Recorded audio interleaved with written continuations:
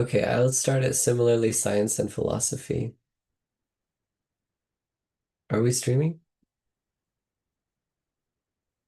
Okay, Hare Krishna. Similarly, science and philosophy also should be applied in the service of the Lord. There is no use presenting dry speculative theories for sense gratification. Philosophy and science should be engaged to establish the glory of the Lord. Advanced people are eager to understand the absolute truth through the medium of science, and therefore a great scientist should endeavor to prove the existence of the Lord on a scientific basis. Similarly, philosophical speculations should be utilized to establish the supreme truth as sentient and all-powerful. Similarly, all other branches of knowledge should always be engaged in the service of the Lord. In the Bhagavad Gita, also the same is affirmed. All knowledge not engaged in the service of the Lord is but nescience. Real utilization of advanced knowledge is to establish the glories of the Lord, and that is the real import. Scientific knowledge engaged in the service of the Lord and all similar activities are all factually Hari Kirtan, or glorification of the Lord. Text 23. O Muni, in the last millennium I was born as the son of a certain maidservant engaged in the service of Brahmanas who are following the principles of Vedanta. When they were living together during the 4 months of the rainy season, I was engaged in their personal service. Srila Prabhupada's purport. The wonder of an atmosphere surcharged with devotional service to the Lord is briefly described herein by Sri Narada Muni. He was the son of the most insignificant parentage. He was not properly educated. Still, because his complete energy was engaged in the service of the Lord, he became an immortal sage. Such is the powerful action of devotional service. The living entities are the marginal energy of the Lord, and therefore they are meant for being properly utilized in the transcendental loving service of the Lord. When this is not done, one situation is called Maya. Therefore, the illusion of Maya is at once dissipated as soon as one's full energy is converted in the service of the Lord instead of in sense enjoyment. From the personal example of Sri Narada Muni and his previous birth, it is clear that the service of the Lord begins with the service of the Lord's bona fide servants. The Lord says that the service of his servants is greater than his personal service. Service of the devotee is more valuable than the service of the Lord. One should therefore choose a bona fide servant of the Lord constantly engaged in his service, accept such a servant as the spiritual master, and engage himself in the spiritual master's service. Such a spiritual master is the transparent medium by which to visualize the Lord, who is beyond the conception of the material senses. By service of the bona fide spiritual master, the Lord consents to reveal himself in proportion to the service rendered. Utilization of the human energy in the service of the Lord is the progressive path of salvation. The whole cosmic creation becomes at once identical with the Lord as soon as service in relation with the Lord is rendered under the guidance of a bona fide spiritual master.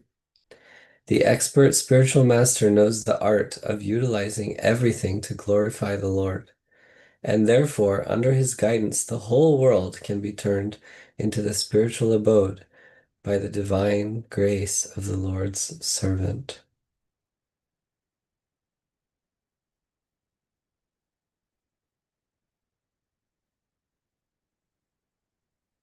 Although they were impartial by nature, those followers of the Vedanta blessed me with their causeless mercy. As far as I was concerned, I was self-controlled and had no attachment for sports, even though I was a boy.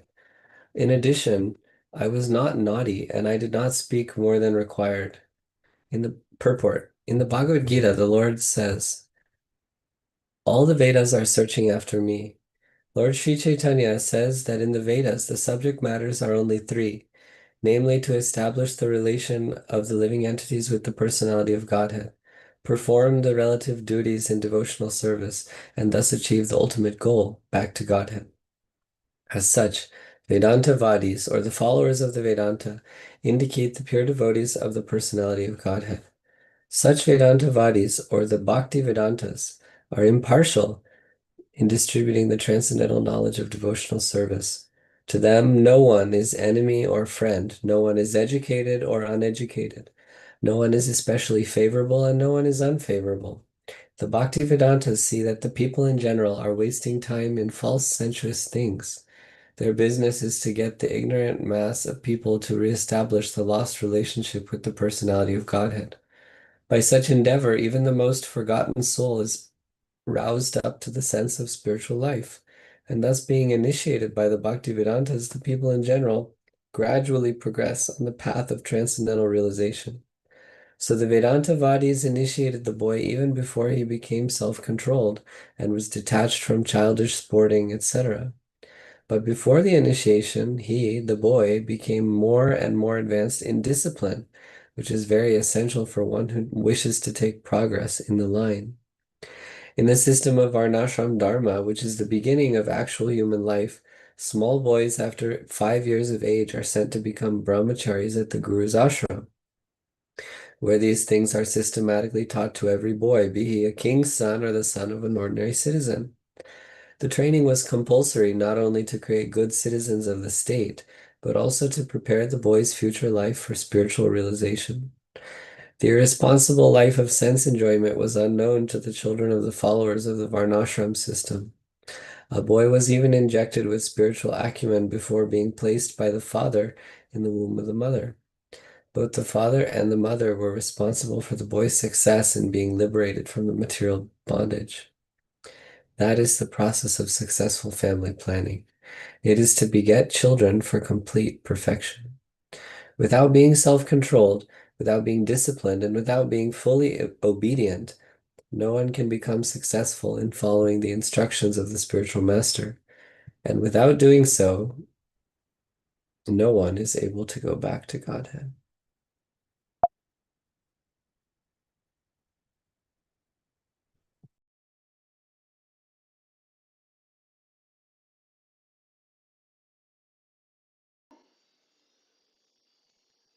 Oh no.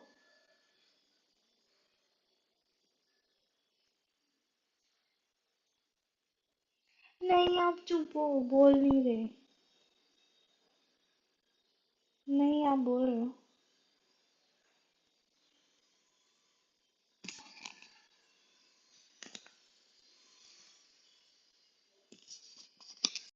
Much infectious in a good sense as infectious disease.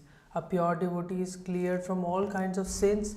The personality of Godhead is the purest entity, and unless one is equally pure from the infection of material qualities, one cannot become a pure devotee of the Lord. The Bhakti Vedantas, as above mentioned, were